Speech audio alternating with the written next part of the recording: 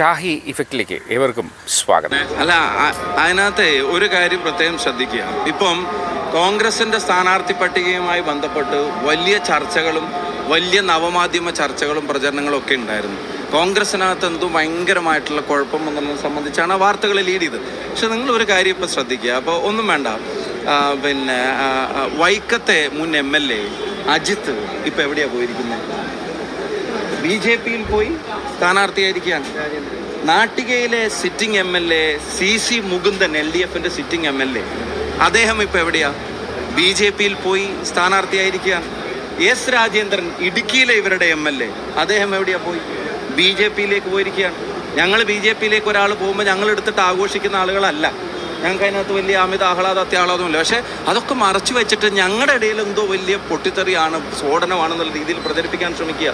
ഇനി ഒരു കാര്യം കൂടെ ഞാൻ പറയാം. ആയിഷ പോയിട്ട് ഇപ്പോൾ എവിടെയാണ്?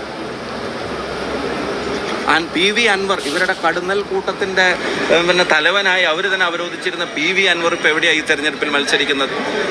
ഒന്നും വേണ്ട, ദീർഘകാലം CPM-ന് എല്ലാം നൽകിയിരുന്ന നേതാവെന്ന് പറയപ്പെടുന്ന G സുധാകരൻ എവിടെ നിന്നിട്ടാണ് മത്സരിക്കുന്നത്? ഇപ്പോൾ കാരാട്ട് റസാക്ക് വീണ്ടും ലീഗിൻ്റെ കൂടാരത്തിലേക്ക് തന്നെ തിരിച്ചു വരുന്നു എന്ന് പറയുന്നു. യഥാർത്ഥത്തിൽ TK ഗോവിന്ദനെ പോലുള്ളൊരു CPM നേതാവ്, ഞാൻ കഴിഞ്ഞ ദിവസം പറഞ്ഞു, അദ്ദേഹം അവിടെ നടത്തിയ പത്രസമ്മേളനം പക്ഷേ എനിക്കൊരു പാർട്ടി സ്റ്റഡി ക്ലാസ്സാണ്. ഗോവിന്ദൻ മാഷൊക്കെ ഒന്നുകൂടി ഇരുന്ന് കാണേണ്ട സ്റ്റഡി ക്ലാസ്സാണ് അദ്ദേഹം എടുത്തത്. തളിപ്പറമ്പിലെ TK ഗോവിന്ദനാണെങ്കിൽ പയ്യന്നൂരിൽ കുഞ്ഞികൃഷ്ണൻ അല്ലേ, അദ്ദേഹം പറഞ്ഞ എന്താ, പ്രവർത്തകർ ഇനി നേതൃത്വത്തെ തിരുത്തേണ്ട കാലമാണെന്ന്. അപ്പം അവർക്ക് അവരുടെ ഇരുമ്പ് മറയും അവരുടെ പാർട്ടി റാങ്ക് ആൻഡ് ഫയലിനെ കൺട്രോൾ ചെയ്യുന്ന രീതിയൊക്കെ ഉണ്ടായിട്ടും അതിനകത്ത് നിന്ന് ആളുകൾ മറികടന്ന് രംഗത്ത് വരേണ്ട അവസ്ഥയിലേക്ക് അവിടെ മാറുകയാണ്. എൻ്റെ ഒരു പ്രധാനപ്പെട്ട റീസൺ, അതിൻ്റെ നേതൃത്വം നൽകുന്ന ആളുകൾക്ക് ഇപ്പോൾ ഭരണത്തോട് മാത്രമാണ് താല്പര്യം. അവരുടെ പാർട്ടിയേക്കാൾ, ആശയങ്ങളെക്കാൾ ഭരണത്തോട് താല്പര്യമാണ്. അല്ലെങ്കിൽ ഒരു CPM മന്ത്രി പഞ്ചായത്തിൽ ജയിച്ച ജനപ്രതിനിധികളുടെ പേര് നോക്കിയാൽ കാര്യം മനസ്സിലാവുന്നുള്ളൊരു സ്റ്റേറ്റ്മെൻറ്റ് ഒരു CPM-ൻ്റെ മന്ത്രി കേരളത്തിൽ നടത്തിയിട്ട് കേരളത്തിൻ്റെ മുഖ്യമന്ത്രി ഒന്ന് തിരുത്തിയതെങ്കിലും നിങ്ങൾ കണ്ടോ? അപ്പോൾ CPM-ൻ്റെ പൊളിറ്റിക്സ് തന്നെ അടിയറവ് വെച്ചിട്ടാണ് എങ്ങനെയെങ്കിലും BJP സഹായം കിട്ടിയിട്ടാണെങ്കിലും ഭരണത്തിൽ തുടരാൻ എന്തെല്ലാം ചെയ്യാൻ പറ്റുമെന്നുള്ള വ്യഗ്രത മാത്രമാണ് അവർ വെച്ച് പുലർത്തുന്നത്.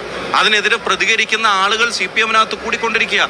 ഇനി CPM ആയതുകൊണ്ടും മാഷാ അല്ലാ ഇന്നോവയും സ്റ്റിക്കറും ഒക്കെ പേടിയുള്ളത് കൊണ്ടും ഇപ്പോൾ പലരും പ്രതികരിക്കുന്നില്ല. അവരുടെ പ്രതികരണം തെരഞ്ഞെടുപ്പിലും ഉണ്ടാവും. CPM-നെ സംബന്ധിച്ചിടത്തോളം അവർ പ്രതീക്ഷിക്കാത്ത തിരിച്ചടി ഈ തെരഞ്ഞെടുപ്പിൽ അവർക്ക് നേരിടേണ്ടതായിട്ട് വരും.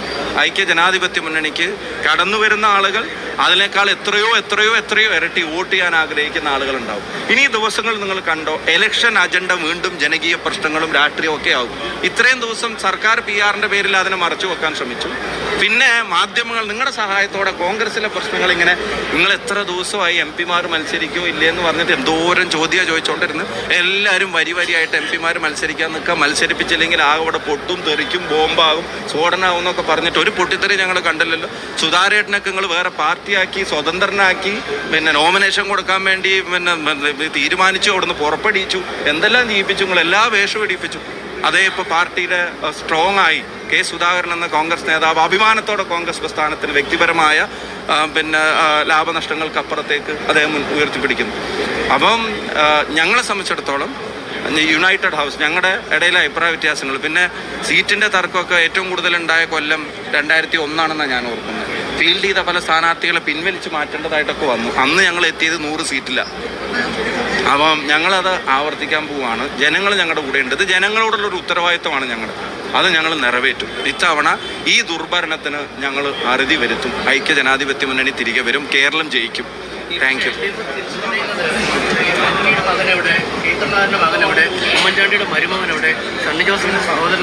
അല്ല, മകനും മകളും മരുമകനും സഹോദരനും ഒക്കെ എവിടെയെന്ന് അവർ ചോദിക്കുന്നുണ്ട്. അവരുടെ MLA-മാർ എവിടെയെന്നാണ് ഞാൻ ചോദിക്കുന്നത്. അവരുടെ സിറ്റിംഗ് MLA-മാരെവിടെ? അവർ അവസരം കൊടുത്ത് ജയിപ്പിച്ച് നിർത്തിയ സിറ്റിംഗ് MLA പോലും BJP പോകുമ്പോൾ മകൻ്റെയും മരുകളുടെയും കാര്യം പറഞ്ഞിട്ട് അതിനെ കവർ ചെയ്യാൻ പറ്റൂ? പുതിയ വിശേഷങ്ങളുമായി വീണ്ടും കാണാം. അതുവരെ എല്ലാവർക്കും നന്ദി, നമസ്കാരം.